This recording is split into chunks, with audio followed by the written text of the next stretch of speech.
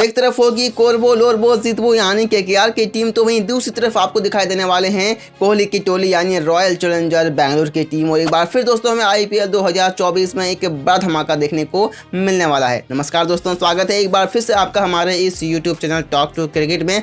और दोस्तों आज के इस वीडियो में हम लोग बात करने वाले हैं आईपीएल 2024 के 10वें मुकाबले के बारे में, जो कि आरसीबी और केकेआर के बीच खेला जाने वाला है। ये मुकाबला दोस्तों 27 मार्च को शाम के 7:30 बजे खेला जाएगा। दोस्तों इसी टॉपिक को लेकर के इस वीडियो में हम पूरी बात करने वाले हैं, जैसे कि हम इनके हेड टू हेड रिकॉर्ड के ऊपर बात करेंगे, इनकी प्लेइंग 11 के ऊपर बात करेंगे और अंत में दोस्तों हम इन दोनों टीमों को आपस में कंपेयर करेंगे, जहां पर हम देखेंगे कि कौन सी टीम किसके ऊपर भारी पड़ती हुई दिखाई दे रही है और कौन सी टीम इस मुकाबले में जीत का झंडा गाड़ सकती है। तो दोस्तों वीडियो में जानने के लिए बहुत कुछ है, इसलिए वीडियो को एंड तक जरूर देखिएगा। और अगर अभी तक आपने हमारे इस चैनल को सब्सक्राइब नहीं किया है तो फिर देरी किस बात की है दोस्तों, वीडियो को लाइक करने के बाद चैनल को सब्सक्राइब जरूर कर दीजिएगा। चलिए शुरुआत कर लेते हैं। सबसे पहले बात कर लेते हैं दोस्तों हेड टू हेड रिकॉर्ड के बारे में। तो यहाँ पर आप देख सकते हो दोस्तों 32 बार ये दोनों टीमें आमने सामने हुई है, जहां पर 14 बार आरसीबी की टीम ने जीत दर्ज करी है, तो वहीं केकेआर की टीम ने 18 बार जीत दर्ज करी है। तो दोस्तों यहाँ पर केकेआर की टीम थोड़ी भारी दिखाई दे रही है। अगर इनके हाईएस्ट स्कोर की बात करें दोस्तों, तो आरसीबी का हाईएस्ट स्कोर जो कि केकेआर के खिलाफ रहा है वो है अब तक 213 का रहा है। वहीं अगर हम केकेआर की हाईएस्ट स्कोर की बात करें दोस्तों, तो आरसीबी के खिलाफ इनका हाईएस्ट स्कोर 222 रनों का रहा है। वहीं अगर इनके लोएस्ट स्कोर की बात करें दोस्तों, तो आरसीबी का लोएस्ट स्कोर जो कि उन्होंने केकेआर के खिलाफ बनाया है वो है 49 रन। तो वहीं दूसरी तरफ केकेआर का लोएस्ट स्कोर जो कि उन्होंने आरसीबी के खिलाफ बनाया है वो है 84 रन। तो दोस्तों थोड़ी सी फाइट देखने को यहाँ मिलती है, यहाँ पर पल्ला भारी दिखाई देता है केकेआर की टीम, लेकिन दोस्तों ये तो रिकॉर्ड है और रिकॉर्ड तो बदलते रहते हैं। और अब बात कर लेते हैं दोस्तों इन दोनों टीमों की प्लेइंग 11 के ऊपर। तो सबसे पहले बात कर लेते हैं दोस्तों रॉयल चैलेंजर बेंगलुरु की ओर से। तो दोस्तों इस टीम से आपको 5 बल्लेबाज जो कि ऑफिशियली कंफर्म हो चुका है वो आपको दिखाई देने वाले हैं, जिनमें Faf du Plessis, Virat Kohli, Rajat Patidar, Glenn Maxwell और कैमरन ग्रीन है, जो कि लगातार आपको 1 से लेकर के नंबर 5 तक आपको खेलते दिखाई देने वाले हैं। नंबर 6 पर दोस्तों आपको 2 बल्लेबाजों में से कोई एक बल्लेबाज आपको खेलते हुए दिखेंगे। पहला है महिपाल लोमरोड, दूसरा है सौरभ चौहान। तो दोस्तों यहाँ पर मुझे लगता है कि इस मुकाबले में महिपाल लोमरोड को ही मौका मिलना चाहिए, क्योंकि पहले मुकाबले में उन्हें मौका मिलेगा, फिर दूसरे मुकाबले में उन्हें मौका मिलेगा और ये आरसीबी का तीसरा मुकाबला होने वाला है। तो मेरे ख्याल से उन्हें ही मौका मिलेगा, लेकिन इनके पहले जो 2 मुकाबले होंगे अगर वहाँ उनकी परफॉर्मेंस अच्छी रहेगी तो ही इन्हें मौका मिलेगा।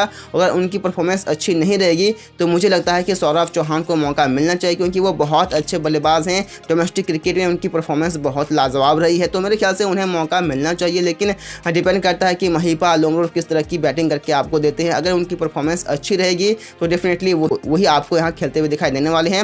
वहीं अगर नंबर 7 की बात करें दोस्तों, तो नंबर 7 पर आपको विकेट कीपर बल्लेबाज दिनेश कार्तिक खेलते हुए दिखाई देने वाले हैं, जो कि फिनिशर का रोल अदा करेंगे। हालांकि पिछले 2 सालों में इनका बल्ला कुछ खास बोला नहीं है, लेकिन इस बार इनका आईपीएल लास्ट आईपीएल होने वाला है, तो फिर मेरे ख्याल से मुझे लगता है कि टीम को थोड़ी उम्मीद है कि इनके बल्ले से कुछ रन निकलेंगे जो कि किफ़ायती होंगे। वहीं अगर नंबर 8 की बात करें दोस्तों, यहाँ पर आपको मयंक डागर खेलते हुए दिखाई देने वाले हैं। नंबर 9 पर आपको मोहम्मद सिराज खेलते हुए दिखाई देंगे। नंबर 10 पर आपको अल्जारी जोसेफ खेलते हुए दिखाई देंगे और 11वें नंबर पर आपको आकाशदीप गेंदबाजी करते हुए दिखेंगे। अगर इम्पैक्ट प्लेयर की बात करें दोस्तों, तो यहाँ पर आपको Karn Sharma as a impact player आपको दिखाई देने वाले हैं। ये तो हो गई दोस्तों रॉयल चैलेंजर बेंगलुरु की टीम। और आप बात कर लेते हैं दोस्तों केकेआर की टीम के हवाले से। दोस्तों केकेआर की ओर से आपको 2 ओवरसीज ओपनर बल्लेबाजों में से कोई एक खेलता हुआ दिखाई देगा।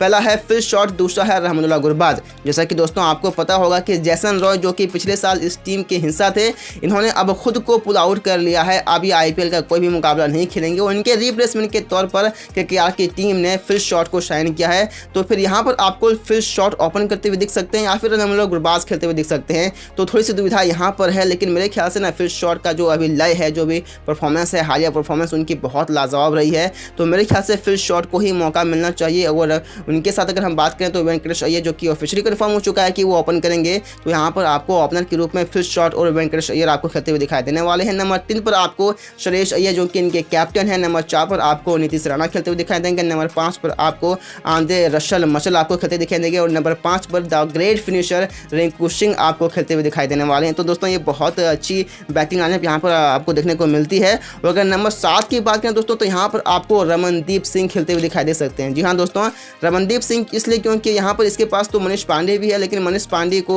इतने लेट में नहीं भेजेंगे, तो मेरे ख्याल से रमनदीप सिंह ही यहाँ आपको खेलते हुए दिखाई देने वाले हैं। अगर नंबर 8 की बात करें दोस्तों, तो यहाँ पर आपको सुनील नारायण खेलते हुए दिखाई देने वाले हैं। नंबर 9 पर आपको इस आईपीएल के नहीं, आईपीएल इतिहास के ही सबसे महंगे खिलाड़ी मिचेल स्टार्क आपको खेलते हुए दिखाई देने वाले हैं।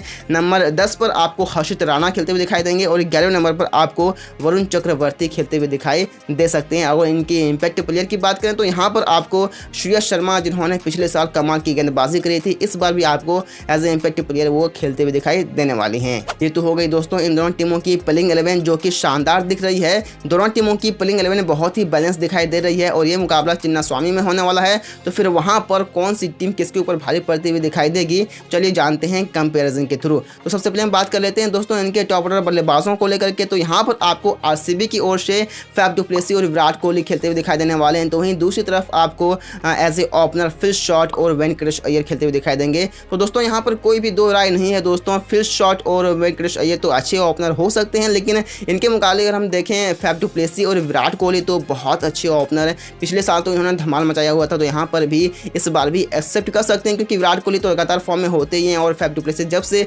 रॉयल चैलेंजर बैंगलोर को ज्वाइन की हैं उनका भी बल्ला बहुत जोरों से चला है।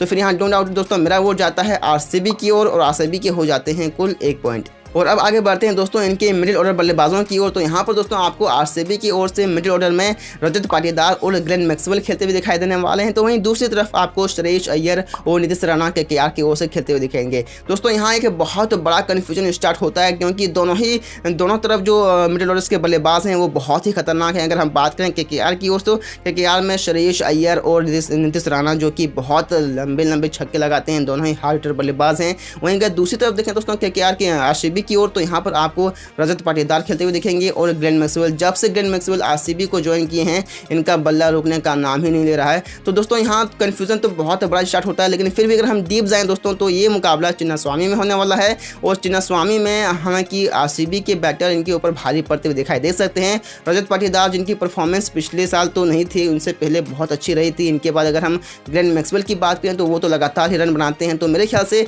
थोड़ी सी मुझे लगता है कि ये स्कोर थोड़ा मजबूत दिखाई दे रहा है आरसीबी की ओर। तो मुझे लगता है कि आरसीबी को ये पॉइंट जाना चाहिए और इसी के साथ दोस्तों आरसीबी के हो जाते हैं कुल 2 पॉइंट। और अब दोस्तों आगे बढ़ते हैं इनके लोअर ऑर्डर की ओर। तो लोअर ऑर्डर में दोस्तों आपको आरसीबी की ओर से कैमरन ग्रीन, महिपाल लोमरोड और दिनेश कार्तिक खेलते हुए दिखाई देने वाले हैं। तो वहीं दूसरी तरफ दोस्तों आपको केकेआर की ओर से आंद्रे रसल, रिंकू सिंह और रमनदीप सिंह खेलते हुए दिखाई देने वाले हैं। दोस्तों यहाँ पर कोई भी कन्फ्यूजन स्टार्ट नहीं होनी चाहिए क्योंकि अगर हम बात करें आरसीबी के बल्लेबाजों की ओर तो Cameron Green, Mahipal Lomror, Dinesh Karthik. Cameron Green तो ठीक ठाक बल्लेबाजी कर लेते हैं, लेकिन महिपाल लोमरोड और दिनेश कार्तिक की अगर बल्लेबाजी की बात करें तो उनकी परफॉर्मेंस उतनी अच्छी रही नहीं है। लेकिन अगर इनके मुकाबले देखें दोस्तों आंद्रे रसल, रिंकू सिंह तो ये बहुत अच्छे फिनिशर माने जाते हैं और चिन्नास्वामी में तो इनका बल्ला खूब जमकर चलता है। तो यहाँ पर डाउट नहीं होनी चाहिए दोस्तों, मेरा वोट जाता है केकेआर की ओर और केकेआर के हो जाते हैं 1 पॉइंट। और अब आगे बढ़ते हैं दोस्तों इनकी गेंदबाजों की ओर। तो गेंदबाजों में भी हम सबसे पहले बात कर लेते हैं दोस्तों इनके तेज गेंदबाजों को लेकर के। तो दोस्तों यहाँ पर आपको आरसीबी की ओर से मोहम्मद सिराज, अल्जारी जोसेफ और आकाशदीप खेलते हुए दिखाई देने वाले हैं। तो वहीं दूसरी तरफ केकेआर की ओर से आपको इनके मिचेल स्टार्क खेलते हुए दिखाई देने वाले हैं। हर्षित राणा और आंद्रे रसल भी थोड़ी खासी गेंदबाजी कर लेते हैं मिडिल ओवर्स में, तो फिर मैंने इनको इंक्लूड कर लिया है। दोस्तों यहाँ पर ये आपको गेंदबाज खेलते हुए दिखाई देने वाले हैं। दोस्तों यहाँ पर सवाल ये उठता है क्योंकि अगर हम केकेआर की बात करें तो यहाँ पर आपको मिचेल स्टार्क के अलावा कोई भी उतने अच्छी गेंदबाजी करते हुए दिखाई नहीं दे रहे हैं क्योंकि हर्षित राणा अच्छे खासे ही गेंदबाजी कर लेते हैं, उतने भी इफेक्टिव गेंदबाज नहीं हैं। वहीं अगर आंद्रे रसल की बात करें तो ये कभी कभार गेंदबाजी करते ही नहीं हैं। लेकिन उनके मुकाबले अगर हम देखें दोस्तों आरसीबी की ओर तो यहाँ पर आपको मोहम्मद सिराज खेलते हुए दिखेंगे जो कि बहुत अच्छी लाइन में दिख रहे हैं। इनके बाद अगर आकाशदीप की बात करें तो ये भी काफ़ी अच्छे लाइन में दिख रहे हैं, अभी तो टीम इंडिया से ये इन्होंने डेब्यू भी कर लिया है। उनके बाद अगर अल्जारी जोसेफ की बात करें तो अल्जारी जोसेफ का तो हमने देखा नहीं है, लेकिन हो सकता है कि इनकी भी थोड़ी गेंदबाजी अच्छी रहेगी। तो मेरे ख्याल से कहीं दोस्तों एक तरफ अगर हम केकेआर की ओर देखें तो मिचेल स्टार्क के अलावा उतनी अच्छी गेंदबाजी देखने को नहीं मिलती है। तो मेरा वोट जाता है दोस्तों आरसीबी की ओर और आरसीबी के हो जाते हैं इसी के साथ 3 पॉइंट। और अब बारी आती है दोस्तों स्पिन डिपार्टमेंट की। तो स्पिन डिपार्टमेंट में दोस्तों हम आरसीबी की ओर देखें तो यहाँ पर आपको सिर्फ 2 स्पिनर ही आपको दिखाई देने वाले हैं। पहला है मयंक डागर, दूसरा है कर्ण शर्मा।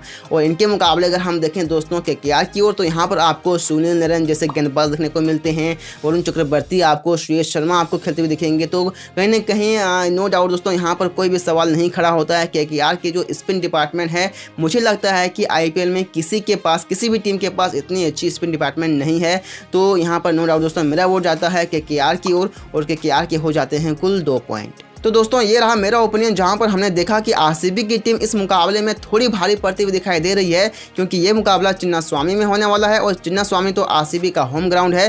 तो मुझे लगता है कि यहाँ पर फायदा आरसीबी को होने वाला है। लेकिन दोस्तों आपको क्या लगता है, इस मुकाबले में कौन सी टीम भारी पड़ती हुई दिखाई दे रही है? आपके हिसाब से हमें कमेंट बॉक्स में दोस्तों आप ज़रूर बताइएगा। और इस तरह के और भी इंफॉर्मेटिव वीडियोज़ को पाने के लिए दोस्तों हमारे चैनल को सब्सक्राइब जरूर कर लीजिएगा। मिलते हैं दोस्तों एक नई वीडियो में नई टॉपिक के साथ। तब तक वीडियो को एंड तक देखने के लिए दोस्तों थैंक यू सो मच। जय हिंद, जय भारत।